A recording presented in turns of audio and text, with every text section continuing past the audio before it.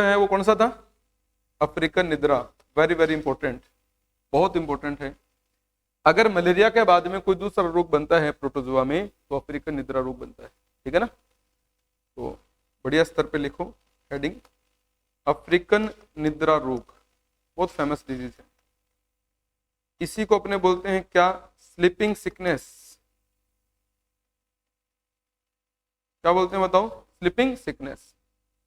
Sleep का मतलब क्या होता है? सोना।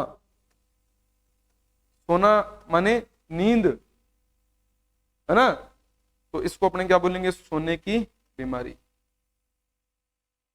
सोने की बीमारी, वो नहीं सोना गोल्ड, सोने की बीमारी, नींद की बीमारी। तो आप सोच रहे होंगे नींद में सोना दिखता होगा इसको, वो नहीं। सोने की बीमारी स्लीपिंग सिकनेस इसे बोलते हैं। चिरकाली निद्रा रोग, देखो नाम है, कौन सा रोग है? चिरकाली, चिरकाल मतलब लंबे टाइम तक नींद आती है इसको, तो नाम पड़ गया चिरकालीन निद्रा रोग, स्लीपिंग सिकनेस, सोने की बीमारी, अफ्रीकन निद्रा रोग, क्योंकि अफ्रीका में होता है इसलिए अफ्रीकन निद्रा रोग इसको अपने बोल सकते हैं, ठीक है। अब अगला पॉइंट ये आता है कि इसके प्रोटोजोआ का नाम क्या है?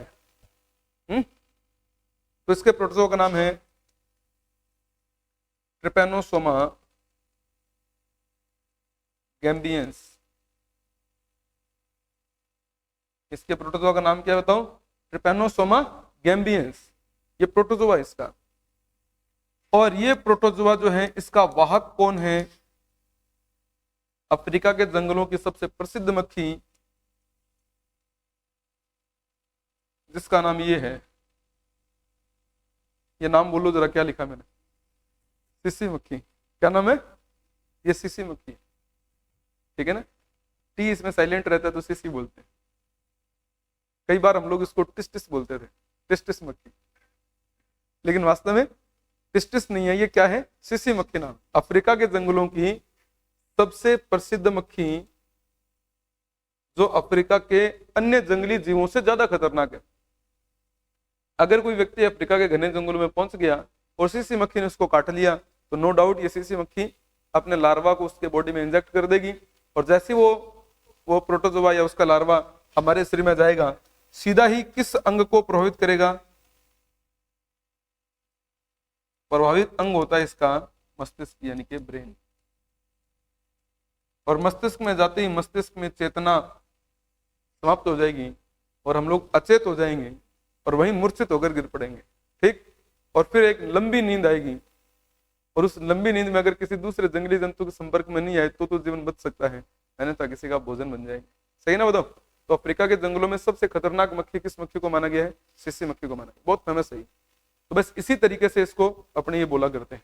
और नाम देखो क्या है कि किसको प्रभावित कर रहा है? मस्तिष्क को। अचेत होते ही नींद ही नींद आएगी उसको, नींद भी इतनी कि कई कई दिनों तक सोने की आदत। व्यक्ति अगर वहीं सो गया तो गया समझ रहे हो ना। और बाद में अगर सोता है तो सोता रहता है, सोता रहता है, सोता रहता है।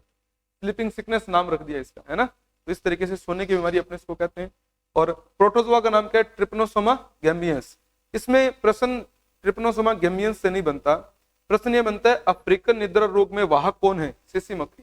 पहला प्रश्न तो ये है। दूसरा प्रश्न ये है कि अफ्रीकन निद्रा रोग किससे होता है? प्रोटोजोआ से। दूसरा प्रश्न ये है, बाकी इनके नाम कोई नहीं पूछता। पहला सीसी मक्खी का नाम, दूसरा प्रोटोजोआ से होता है। ये दो ही प्रश्न यहाँ से ज्यादातर आने की उम्मीदें रहती है, जो कई बार इससे पहले अगर भविष्य में सॉरी इतिहास में जब कोई प्रश्न बना है तो इस तरीके से प्रश्न बना है। आगे बढ़ू, यहाँ तक कोई तकलीफ नहीं? वेरी गुड, बहुत बढ़िया। नेक्स्ट कर दूं? ठीक है, अगला बिंदु।